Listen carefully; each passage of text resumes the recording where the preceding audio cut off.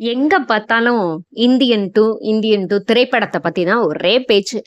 இணையத்த திறந்தோம்னாலே, அவருக்கு இவ்ளோ வயசாகுது. அவர் எப்படி இவ்ளோ சண்டை போட முடியும்? அப்படின்ற மாதிரி நெறைய கமெண்ட்ஸ், நெறைய கேள்விகள் எல்லாமே இணையத்துல பரவிக்கிட்டு வருது.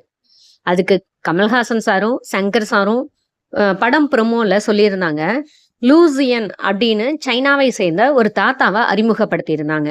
அவரு கிட்டத்தட்ட 118 வயசு வரைக்கும் வாழ்ந்தவரு. அவர் மர்மக்கலையில மிக திறமையான முறையில தன்னோட திறமையை வெளிப்படுத்தினவர் அப்படின்லாம் சொல்லியிருந்தாங்க. அவரை போலதான் இந்தியன் தாத்தா அப்படின்னு சொன்னாங்க. எல்லாருமே ஆச்சரியப்பட்டு பார்த்தாங்க.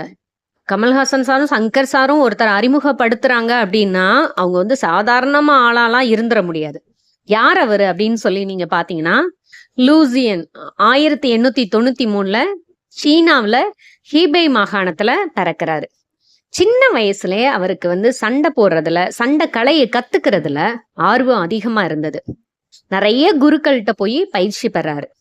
உடாங் பாணி, குங்ஃபு, பாகுவா, தைஜி போன்ற உள் சண்டைகள் எல்லாத்துலயுமே தேர்ச்சி பெற்றவரா இருக்கிறாரு. அவரோட கடுமையான பயிற்சியின் மூலமா தான் லூசியன் சண்டை கலையில ஒரு மேதையாவே வலம் வந்தாருங்க. அவரோட வேகம், சக்தி, நுட்பம் இதெல்லாத்தோட சங்கமம் தான் சீனாவுல பல சண்டைக்கலை போட்டிகள்ல அவரை வெற்றி பெற வைத்ததுன்னு சொல்லுவோம். இந்த போட்டிகள் எல்லாத்துலயும் அவர் தன்னோட திறமையை வெளிப்படுத்தி எல்லாரையுமே ஆச்சரியத்துல ஆழ்த்தினாரு. லூசியன் வெறும் சண்டைக்கலை வீரர் மட்டும் இல்லைங்க, மிகப்பெரிய ஒரு தேசபக்தரும் கூட. சீனாவுக்காக சண்டைக்கலை திறனை பயன்படுத்தி பல போர்கள்ல பங்கேற்றிருக்காரு. 2ஆம் ஜீனோ ஜப்பானிய போர்ல சிறப்பாக செயல்பட்டு தன்னோட தைரியத்துக்காக அவர் வந்து மக்களால பாராட்டப்படுறாரு. கலைகளை ஊக்குவிக்கக்கூடிய ஆர்வம் அவர்கிட்ட அதிகமாவே இருக்கும். தான் கத்துக்கிட்டா பத்தாது, மத்தவங்களையும் கத்துக்க வைக்கணும்ன்ற ஒரு ஆர்வம் அவருக்கு இருக்கு. அவர் தன்னோட செல்வாக்க பயன்படுத்தி நிறைய கலைஞர்களை உருவாக்குறதா நிறைய பேரு விமர்சனங்கள்லாம் செஞ்சிருந்தாங்க. லூசியன் கிட்டத்தட்ட 118 ஆண்டுகள் வாழ்ந்து இப்ப 2012ல தான் மறைந்தாரு. அவரோட நீண்ட ஆயுளுக்கு காரணம் என்னன்னு சொன்னாரு தெரியுமா? அவரு தினசரி சண்டைக்கலை பயிற்சி பண்ணிக்கிட்டு இருந்ததாவும் ஆரோக்கியமான வாழ்க்கை முறையை கடைபிடிச்சதுதான் இதுக்கு காரணம்னு சொன்னாரு. அது மட்டும் இல்லாம அவரோட ஆரோக்கிய வாழ்வுக்கு முன்மாதிரியாவும் இருந்தாரு. சீனா மட்டும் இல்லைங்க, உலகம் எங்கிலும் உள்ள மக்களை ஊக்குவித்து வர்றது இவரோட கலை தான். இவர் ஒரு அசாதாரண மனிதர்னே சொல்லலாம். அவரோட வாழ்க்கை, தன்னம்பிக்கை, கடின உழைப்பு, விடாமுயற்சி இதெல்லாம் தான் அவருக்கு கலைகள் மீதான அன்பின் சக்திய மத்தவங்களுக்கு உணர்த்துச்சு. இந்த மாவீரனை போலதான் இந்தியன் தாத்தாவை வடிவமைத்திருக்கிறேன் அப்படின்னு சொல்லாம அந்த ப்ரோமோ இதுல இவரை வெளியிட்டிருக்காங்க. லூசியன் பார்த்தோம்னா உலக வரலாற்றிலே தற்காப்பு கலைகளை ஆவணப்படுத்தப்பட்ட கலையாக அறிமுகப்படுத்தினவர்ல இவரும் ஒருத்தருங்க.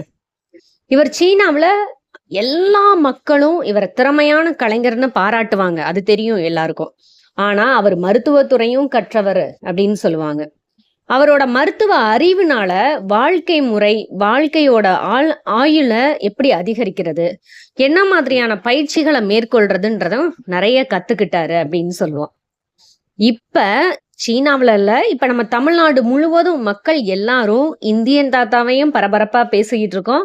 அது போக இந்த லூசியன் தாத்தாவையும் பரபரப்பா பேசிக்கிட்டு இருக்கோம்.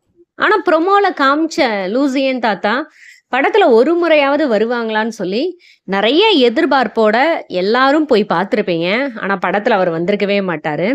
அவரை ஒரு முன் மாதிரியா எடுத்துக்கிட்டு தான் அதே மாதிரி தாத்தா தான் அப்படின்ற மாதிரி சொல்லாம சொல்லியிருப்பாங்க.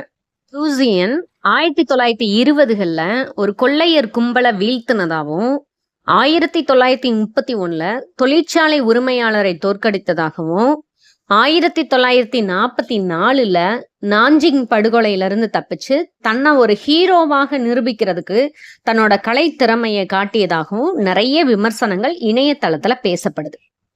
ஆனாலும் பல தற்காப்பு கலைகள்ல போட்டியிட்டு வெற்றி பெற்ற ஒருத்தர் தான் லூசியன்.